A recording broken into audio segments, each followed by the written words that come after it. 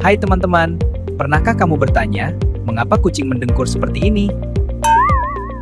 Dengkuran, atau purring, paling sering berarti kami merasa nyaman dan aman. Biasanya kucing mendengkur saat dielus atau berada di dekat orang yang kami percaya. Namun, tahukah kamu, kami juga mendengkur saat stres atau takut. Getaran itu membantu kami menenangkan diri, seperti pelukan dari dalam tubuh kami sendiri. Secara ilmiah, dengkuran kami menghasilkan frekuensi membantu menurunkan tekanan darah, bahkan meningkatkan kepadatan tulang. Jadi, ketika kamu mendengar kami mendengkur, itu bukan sekadar suara, itu adalah bahasa cinta, ketenangan, dan cara tubuh kami bertahan.